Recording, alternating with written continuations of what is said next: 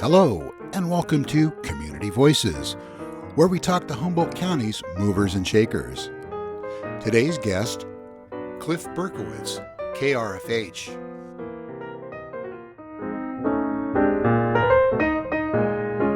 And now here's your host, Paul Bressoud. Hello and welcome to Access Humboldt's Community Voices. I'm Paul Bressoud, I'm your host, and today we're speaking with Cliff Berkowitz, the faculty advisor for KRFH Radio. Well, I always ask my guests first, what does that entail to be the faculty advisor for KRFH Radio? Radio Free Humboldt. So being the faculty advisor, essentially because KRFH is actually a fully student-run radio station, which is exceedingly rare. There are very few student-run radio stations in the country. There are several stations that have students involved in it that are on college campuses, but very few that are fully student-run.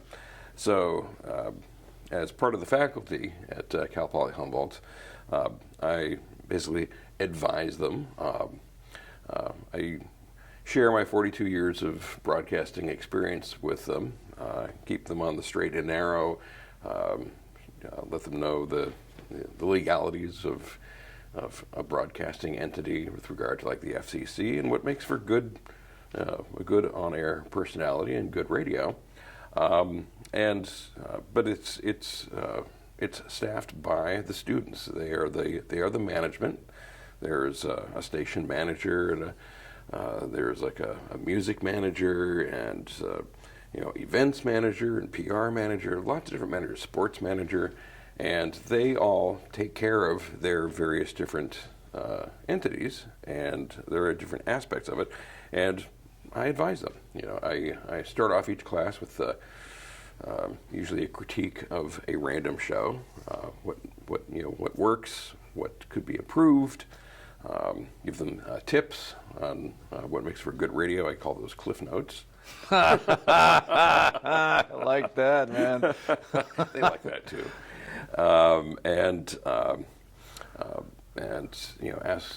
Answer any questions, and then turn it over to the station managers, and they take it from there. Each student has at least 1 hour of on-air time, and since 2014, KRFH actually broadcasts on the air on 105.1 FM, which is really fantastic. 100-watt station, which isn't much, but it covers most of the population. It's located in Arcata, so it covers all of Arcata, covers all of Eureka, covers all of McKinleyville, and that's a good chunk of the population of Humboldt County. So it's got a pretty good-sized listenership.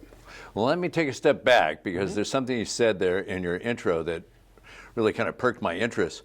Why are there so few student-run radio stations? Well, I'll be honest, I don't know. I honestly don't know. Man, a great guest you are. Yeah. Well, I mean, the thing is, it's quite a thing to turn over a broadcast entity to fully run by students. But the thing is that I think the way that it worked and the way that it evolved is very unique. It's KRFH started off in 1990. Dr. Gary Milton started it. It was his passion to put this thing on the air, and it didn't actually broadcast. It was on what's called carrier current, which essentially it was on 610 AM, but it didn't actually broadcast over the airwaves. It went through the wiring of the school. So if you were in the dorms and you plugged in an AM radio into the wall socket and tuned it to 610 AM, you would pick up KRFH. And that's how student-run stations were done way back in the day. That system has since disappeared. It took a lot of work to maintain it. No one knew how to do it anymore, and it actually became antiquated because in, I believe, 1996, KRFH started broadcasting on the internet, and that made it one of the first college stations to broadcast over the internet on KRFH.net. It still does, and it made it so people could listen to it, not only anywhere on campus, but anywhere in the world that could tune into KRFH.net, which it started getting a small but excited international audience. Wow. Which was kind of interesting. That's amazing. Yes. Because the thing is, since they started on the internet in 1996, there were very few stations doing it back then. It was very rare for stations to broadcast over the internet. And then the FCC in 2014 opened up a unique opportunity for colleges that had existing full power FM stations like KHSU and student run stations to get that student run station a broadcast license on low power, with the caveat that it had to always be student run. It could never be taken over by the school and turned into another public station where there was no student involvement. Well, let me interject. So now you've said two things that you said earlier that it's difficult to give a station over to students. I mean, it's a leap of faith, right? There's a lot of faith in that. And then you just said that in order to take this unique opportunity, it must be a student-run station. Right. So, and that was the wisdom of the FCC in that case, and those are two things I don't normally put together too often. But that was quite a bold leap that they decided to do. It was a very unique opportunity. I'm guessing, if I was to do some research, that it came about from some specific instance, and they just decided to say, okay, if we're going to make this available to these guys, we'll make it available to the whole nation at large. There weren't a lot of takers because it's a lot of work to get a license, build a studio, put up a broadcast facility. It's an enormous amount of work to do that. Fortunately, I had done it before since I put KHUM on the air way back when, and I also had a terrific student manager at the time named Alex Fest, and he was a real go-getter. And he actually was the one who brought this to this opportunity to my attention. I wasn't even aware of it. And he said, "Yeah, the FCC has just opened this thing up. This is really exciting." I said, "Well, this is a great opportunity. Are you willing to do a lot of the legwork, in communicating with our FCC attorneys and the FCC and all of that, and coordinating with our engineer, because at the time we were using the KHSU engineer." He said, "Yeah, I'm happy to do it." And with a little bit of work on my part, to push things this way or that, he did most of the legwork, and lo and behold, it happened. Well, let's understand that process a little more. So, were you sought out to be the advisor at that time in 2014 to help this process to get this FCC license in order to put this student-run station on the air? I already was the faculty advisor. So were you made the faculty advisor knowing that there was going to be a change? No. So you didn't know this was going to occur, and then this fell into your lap, this regulatory change that allowed you to put the station on the air? Yeah, I wow, right guy in the right place at the right time, It was just kismet, basically. Wow. I've been teaching at HSU, now Cal Poly Humboldt, since 2008. I teach radio production. And in 2011, I took over running KRFH as well. The woman who was running that, Zoe Walleran, good friend of mine, went back to Los Angeles and asked if I wanted to take over that. I said, of course. I love radio and I love teaching the students.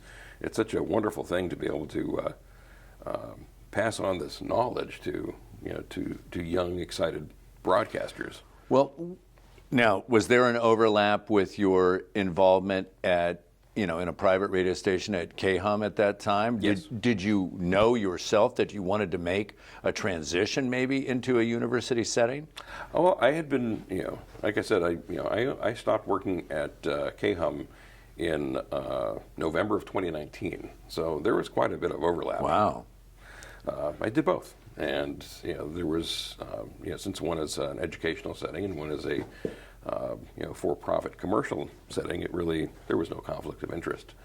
And So, did you have a great college radio experience? Do you have a kindred spirit to college radio? Yes, I do. As a matter of fact, this is an interesting thing. I was going to call. I had no interest in radio whatsoever. It's a really interesting story. I actually tell my students this one because it's one of those things that keep your eyes open for opportunities. So my first passion was television, not in front of the camera, but behind the camera and producing. And I was going to school at Saddleback College in Mission Viejo, and they had an amazing radio and television program, and full production studio with the big cameras and the switchers and the lights and all that. And they produced actually a lot of stuff that aired on some of the local television stations. And I was living at home at the time, so I volunteered more time. I think I probably still have the record of volunteering the most time for producing television shows. Anyway, they got a new radio station, a new 10-watt FM station, low-powered 10-watt FM station on campus, and they were looking for students to do that. And I was like, yeah, I'll give it a try. What the hell? So I was at the time I was taking radio production because it was actually a requirement for television, for the audio. And I remember I'll never forget this. The teacher had us all stand up, introduce ourselves at the beginning of class, and say why we were here. And it was like, most people were like, hi, I'm Joe Blow. I've always wanted to be in radio my whole life. I love music, blah, blah, blah. I stood up and said, my name's Cliff Berkowitz, and the only reason I'm in this class is it's a prerequisite for my television courses. And I sat down. That's Right. how adamant I was about it. I even had a internship lined up at NBC in Burbank. Wow. Yeah, it was all ready. I just needed to get my bachelor's degree. So what brought you over to the other side? Well, like I said, they put this little 10-watt FM station on the air, and the teacher was an actual broadcaster. His name was Dave Kelleher, went by Dave Roberts on the air. And I guess he was between gigs and took this job, teaching us. And I was enthralled. This guy was just so charismatic, and doing a show on the radio was so exciting. I was so nervous. My first day on the air, I actually threw up before my show. It's a 10-watt station. You couldn't hear it past the parking lot, but I was just so nervous. Anyway, once I got past the nerves, I was really enjoying it a lot. And then from Saddleback, I then transferred to Fresno State. And, they had a station on campus there as well. It wasn't as good as the one at Saddleback. Saddleback was just state-of-the-art, great stuff. And Station as far as what the equipment, and the facility was like? Everything. It had to be more than 10 watts, though. No, I mean, it was Saddleback was 10 watts. It was KSBR. And the station on campus at Fresno State didn't even broadcast. And it was old equipment from like the 50s. It was just like, oh, this is terrible. But I was still going there because I needed my bachelor's degree because I was still going to NBC. And, I just needed a couple more years and I would have my bachelor's degree and I would be fine. But lo and behold, on the bulletin board, there was like a job opening, posting, for a overnight weekend position at this radio station in Fresno. And I was like, I've got to apply for that. And, I did. It was a country radio station, hardcore country. K-Make, the music of America. I know about as much about country music as, not very little. Anyway, I got the job. I guess they were desperate. And, I worked there for 3 months. They changed management, and I wound up losing that job, and I was like, oh, this is such an unstable business. I don't know why I even thought about doing it. But within a week, I got hired at another radio station. Country? No, this one was an FM station, and it was playing adult contemporary music, and it was during the day because it signed off at midnight. I was like, wow, this is a huge step up. And I was there for about a month. They got a new program director, and I was like, well, here we go again. But it turned out to be the opportunity of a lifetime. It was this program director was not much older than I was. I was 20 at the time. He was 23, but he'd come from the major market of Miami. Wow. And he had this, this huge, high-powered consultant who brought along with him. And one thing led to another, and it started my career. I wound up getting a full-time job there, and then from there I got to Southern California, and well, the rest is history. Well, back to the 42 years later. Yeah, 42 years later, you're the faculty advisor, and that makes me think about something else. You've got a couple of different responsibilities as a faculty advisor, because one is to teach these skills of being on the radio, but you just talked about experiences you had in employment and what people are going to look for in the radio, or I don't know, is working on the radio still a good job, or is that a living that can be made? Sure. So, well, let's put it this way. Okay. It's never been a great way to earn a living. You can pay the rent. You can get by. No one's getting rich doing radio. There are a few people who do. There are a few Howard Sterns out there. Right. But for the most part, you'll get by. But it's fun. I mean, there's a calling that some people have, and it still has that calling. I mean, a lot of people are going, is it relevant anymore? I mean, people have like Pandora and Spotify and whatnot. But the reality is that those are just sources of music. If you want to, make a connection with the community, people still listen to the radio for that companionship. You're not going to get that with an algorithm that plays music.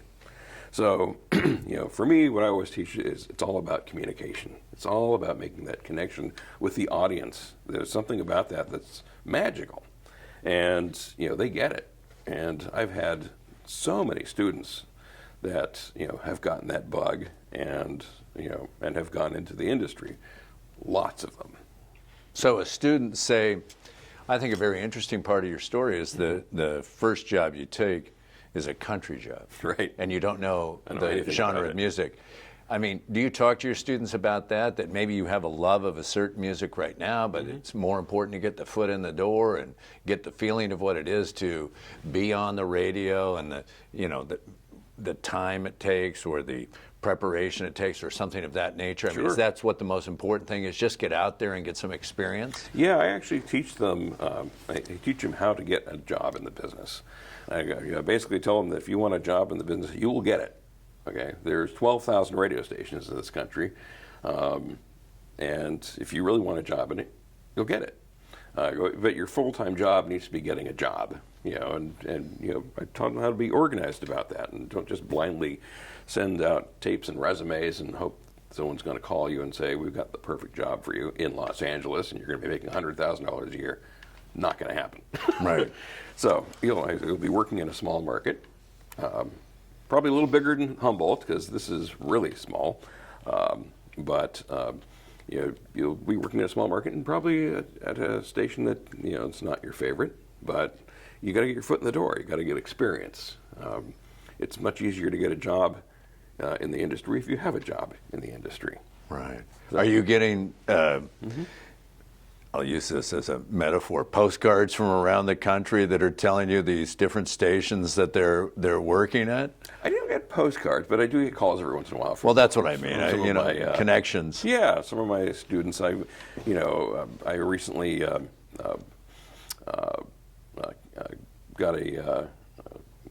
got a call from one of my students who actually started the KRFH sports program. He wanted to do live play-by-play, and we'd never done that before. And I said, well, I think this could be a good thing.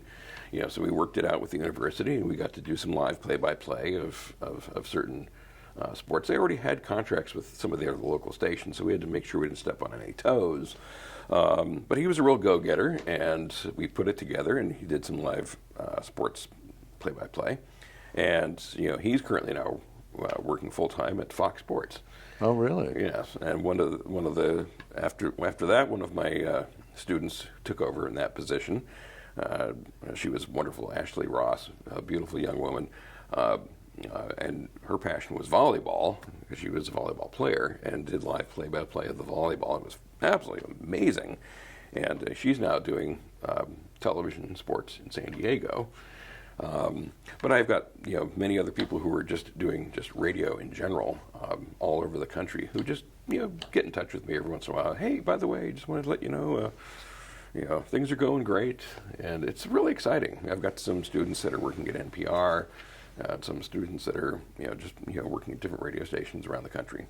Of the experiences you've had in your 42 years, is going back and being a mentor, like the professional named Dave Roberts was to you, is that been the most fun?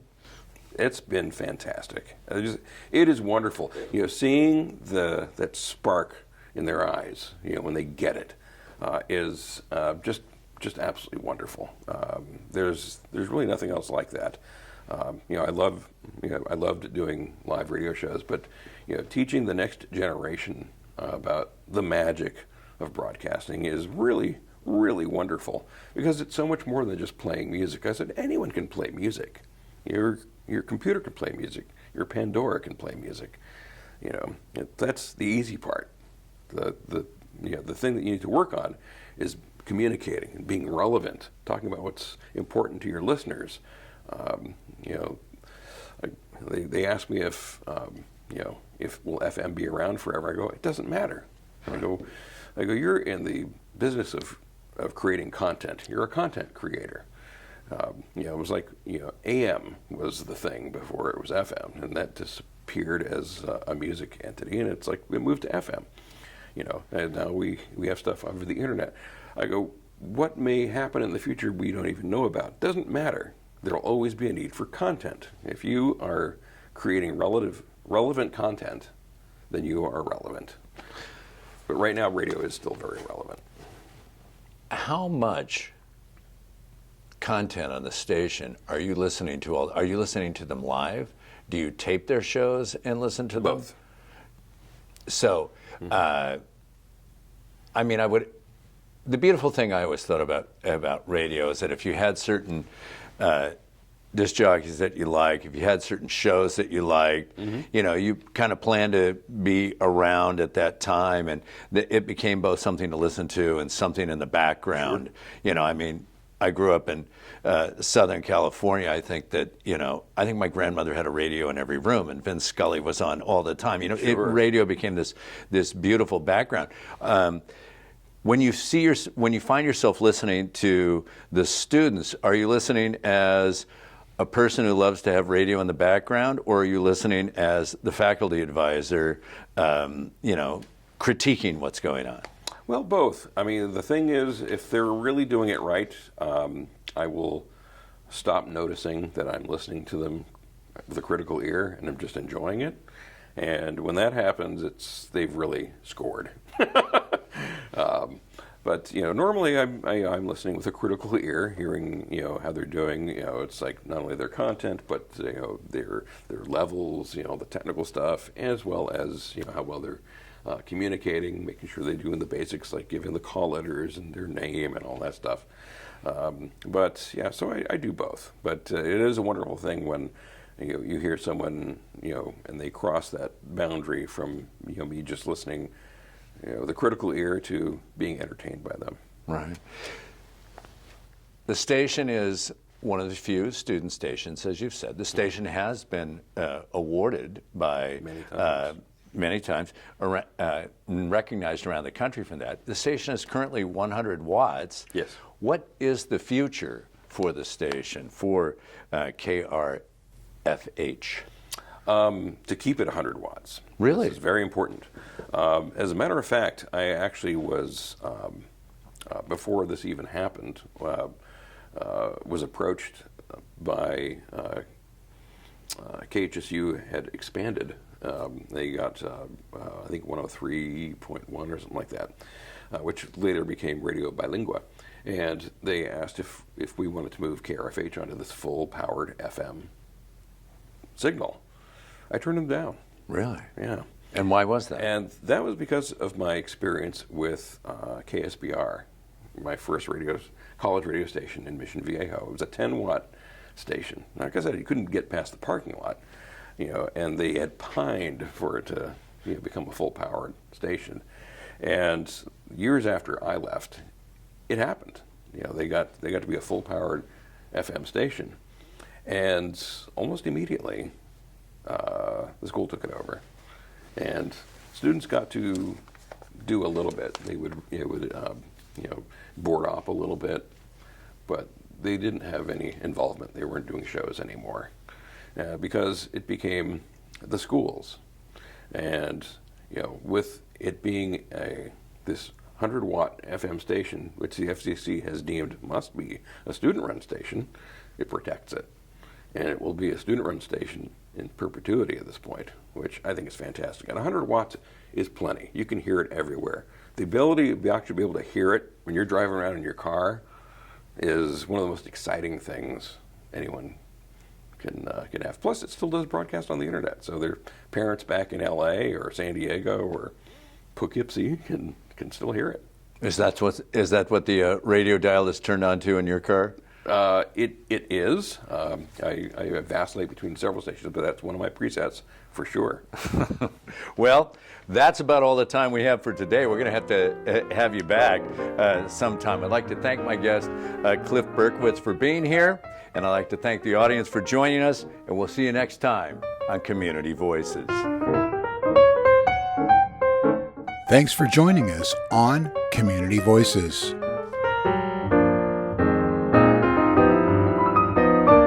If you represent a nonprofit that is interested in being a guest on Community Voices, email info@accesshumboldt.net.